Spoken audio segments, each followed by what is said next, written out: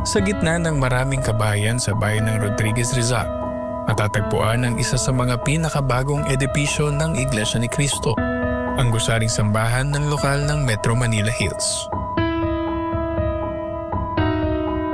Ang kagandahan at katayuan nito ay hindi lamang nagpapamangha sa mga kaanib sa Iglesia ni Cristo, kundi sa lahat ng nakakakita nito. Para sa pulido niya, ang ganda-ganda niya tingnan. Bago pa lang siya ginagawa, makikita mo talaga kung gaano siya kaganda. Yung mismo pundasyon pa lang makikita mo na. Kasi lagi namin nakikita pag dumadaan kami rito eh. Nakikita namin paano siya ginagawa, from the beginning, tapos ayan na siya. Kaya so makaragdagan maganda view kasi pag pababa ka, kita mo yung bundok, kita may magandang structure. Maganda, nakakamangha kasi ang ganda ng pamamalakad ng iglesia para makapagpatayo ng ganyan mapilya. Nakita ko rin po kasi ito ginagawa dati pa. Yung maganda po, tsaka yung kahit po paano pababa siya, maganda yung katayo kasi diretso pa rin po yung tayo ng structure po. Maging ang mga may kaalaman sa larangan ng konstruksyon ay humanga sa disenyo at matibay na pagkakagawa ng bagong gusaling sambahan. Dito po sa loob ng Manila Hills, bali po dati po tayong project engineer. So nagsusupervise po tayo ng mga tinatayong bahay dito sa loob ng subdivision. So marami na rin po tayong mga na-encounter ng mga pagdating po sa ganitong style ng kalsada, lupa, o yung position po ng pagtatayo ng struktura, talaga pong kailangan po pag-isipan talagang mabuti. Katulad po nung pagkakatayo dito, kumpara po dun sa mga tinatayo naming bahay, yung sloping po nung bahay is tamang lang po, tamang elevation lang po. Pero pagdating po dito, kung ikukumpara po ito, talaga pong masasabi mo na kamanga-manga po, tsaka talagang pinag-isipan po talaga mabuti.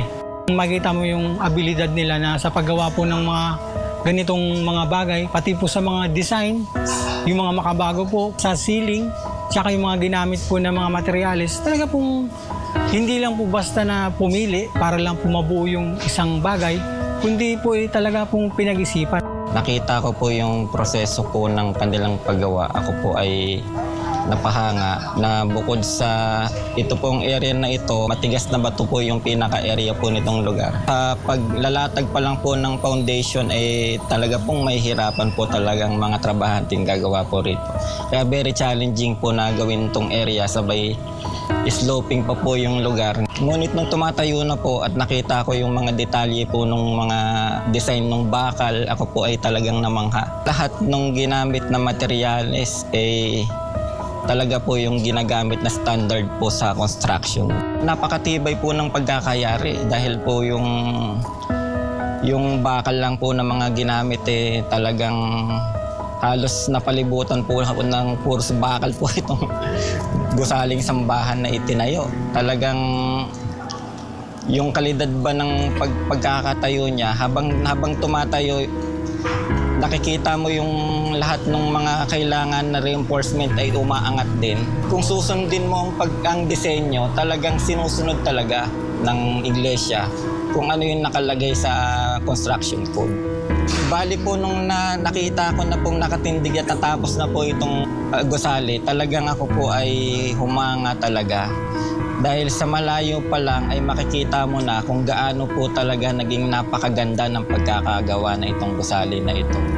Mula sa lahat ng paligid, lahat ng pasilidad, sa loob at sa labas, mula sa flooring niya, sa kisame, makikita niyo po talaga kung gaano naging napakasinop at saka napakadisiplinado ng mga taong gumawa nitong gusali na ito.